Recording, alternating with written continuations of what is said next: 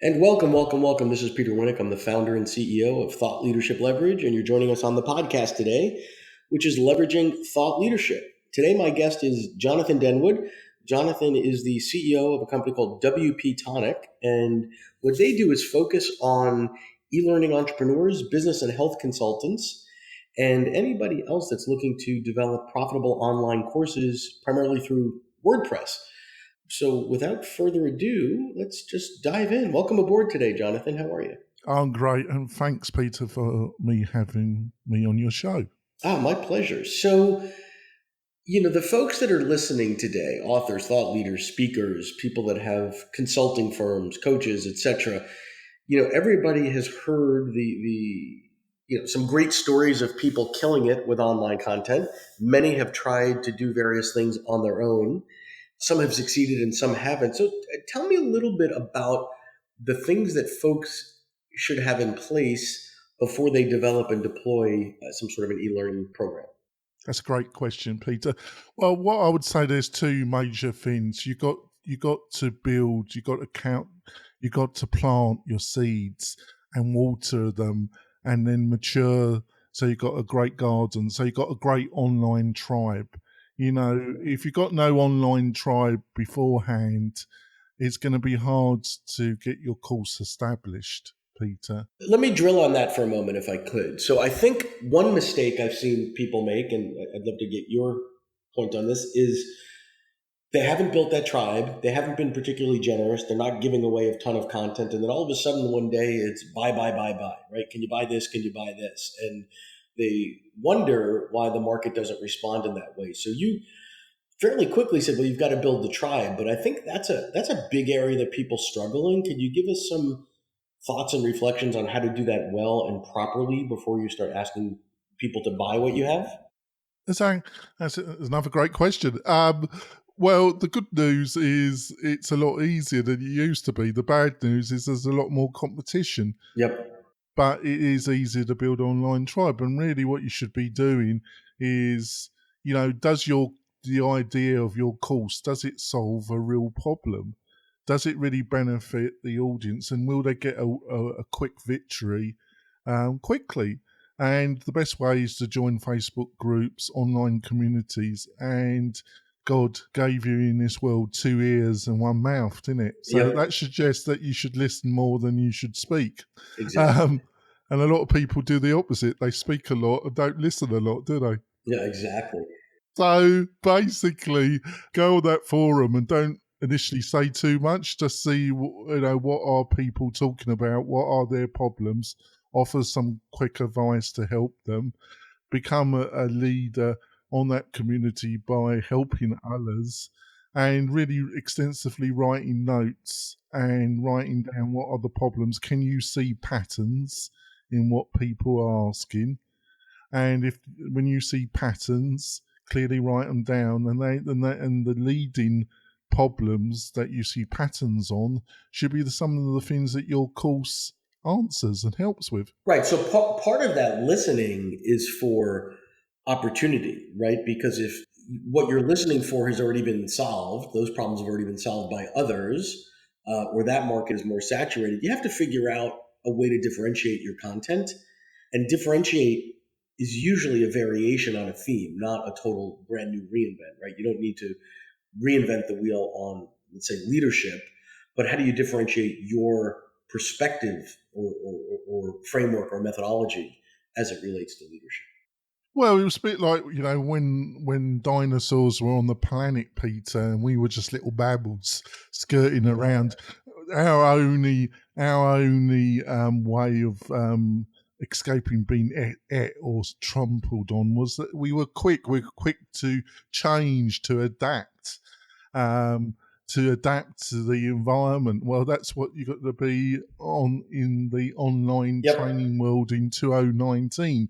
You got to nicheify and you got to be adaptive. So I want to push now a little bit on length, format, cadence. So now what has happened over the last, I don't know, 10 years, 5 years, even 3 years, is the length of attention that people will give us, as consumers of content, keeps getting shorter and shorter and shorter. the expectations keep getting higher and higher and higher.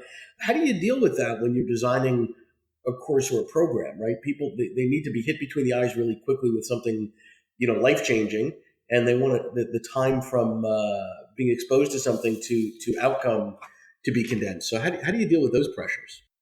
Can I swear in your podcast? Sure, why not? I just think that's bullshit. Okay. I really think that's total bullshit, Pete. I think it really depends on the course. If you're really answering people's problems, and you're not waffling, there's a difference between, you can't explain a really complicated subject in 10 minutes.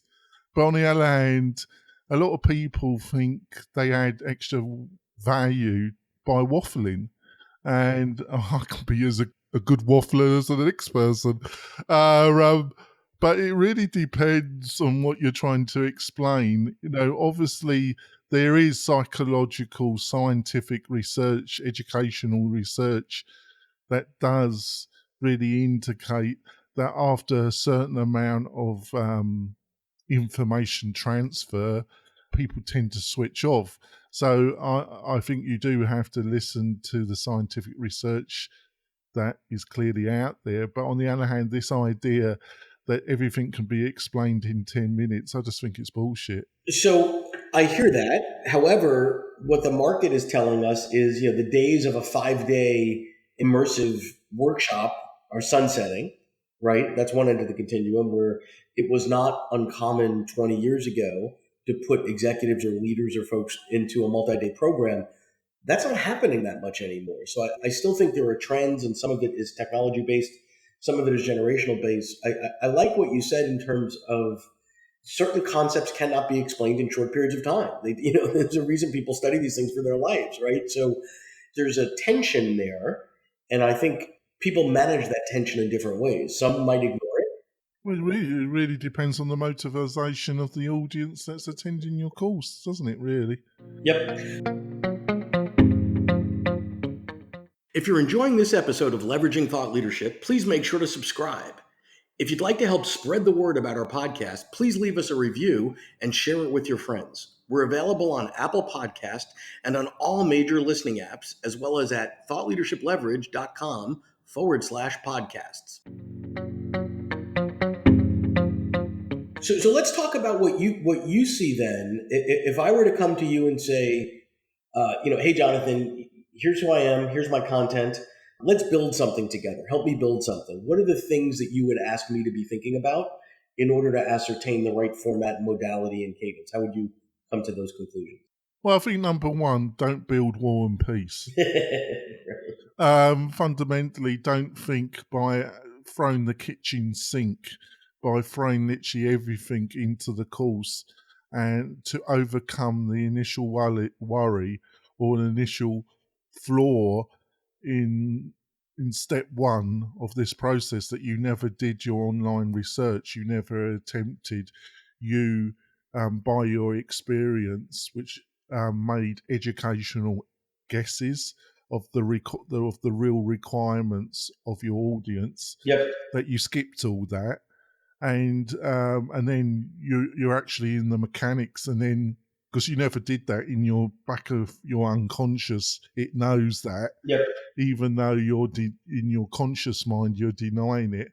By that conflict is dealt with by wanting to throw the kitchen sink and build a kind of war and peace course, where you really need some quick victories for your audience, and it should be a mini course that's really aimed at a specific problem that you clarify that your audience has. So I want to touch on that for a second then, because I've seen, I would say in 95% of the times working with clients, that kitchen sink problem comes in, right? So they say, hey, I've been doing this for 25 years. I have so much to say, and I want to pour it all out there because their intent is good. I want to help people, and we think more is less. And the reality is you're overwhelming them and you're freezing them. You're better off giving them 2 or 3 concepts that they can actually process and internalize in a short period of time and layering on the next thing as opposed to opening up that fire hose. It's a bit counterintuitive. Well, it's a bit like a sales page, landing page, isn't it? Yep. If you listen to anything about online marketing, they say a landing page needs one clear message, one focused end result. Press that button, we'll get the result. Yep. The more options you tend to offer on a landing page or anything, the less response that you get. You're offering options does not increase the conversion rate of a landing page, does it? Right. So same piece here. So first step is to whittle it down to the core, and talk a little bit about the identification of the target audience and the problems that they have. Because one of the struggles that we have with our clients is when they're earlier on in their development, when they say, "Oh, but my stuff could be helpful to everybody, or so many people, or all these types of people," and that is a horrible thing in terms of having to market. Well, the good thing we're doing here is that we're whittling through why a lot of courses fail. Yes. And the good news, folks, is if you listen to me and Peter, there's a good chance your course Right. ain't going to be a failure. So this is good news. So fundamentally, it's a bit linked to the first sentence of our discussion, Peter. You need to know your tribe. You need a tribe, and you need to know them, which come in hand, right? Also, don't think by adding the kitchen sink to the course that's going to help anybody. It helps nobody, right? Right. Thirdly, you're going to learn an enormous amount from your first student batch. Yep. But basically, even doing step one, you're still you just do your best, but there's nothing. It's a bit like the startup community. Sure. You can have the most intelligent founders, and they make great decisions on that initial product. Well, do you think product two is the same as product one? No, because they've learned a lot from the initial people that use the product. Excellent. And how do you now? I want to move to sort of the sales and marketing side of the house. So you've done your homework. You've whittled down the content to the core. You know who you're developing it for in terms of the tribe. Now you have this other little problem. How the hell do I sell and market this thing? So could you give us some tips there? Because in my experience, that's the place where, as hard as it is to develop great content, selling and marketing great content is even harder. Well, no, I disagree with you. Actually, I think we all say that to ourselves, but we're lying to ourselves. I think fundamentally, if we have done our research and there's a real need, all we have to do is put a splash page up with half decent copy, and then put it where put some seeds where our audience online linger.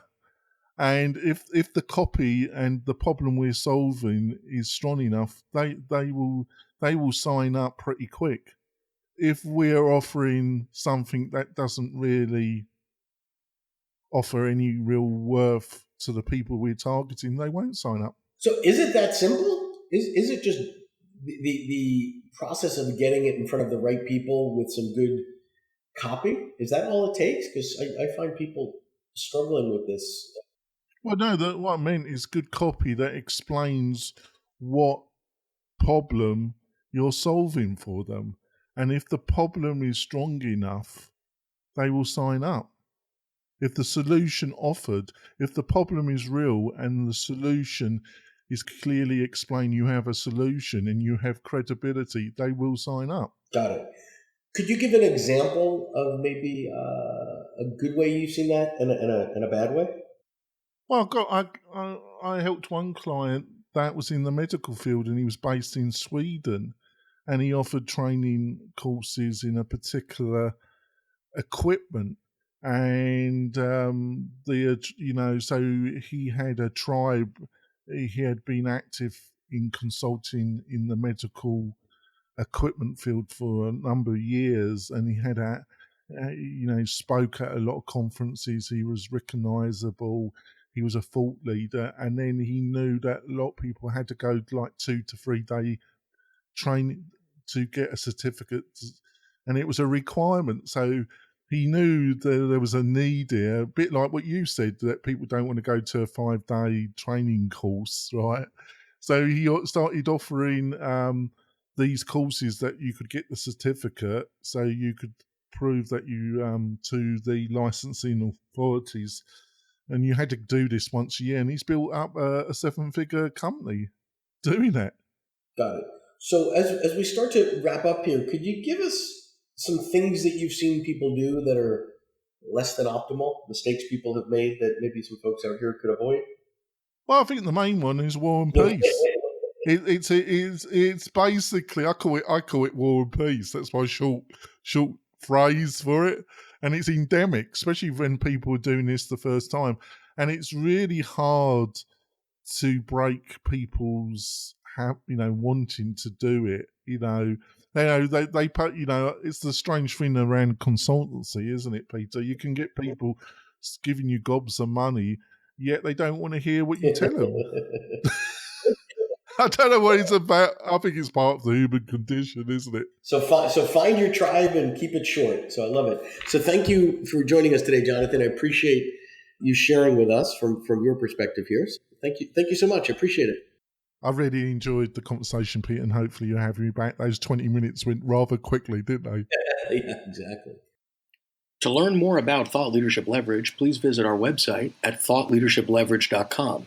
To reach me directly, feel free to email me at peter@thoughtleadershipleverage.com. And please subscribe to Leveraging Thought Leadership on iTunes or your favorite podcast app to get your weekly episode automatically.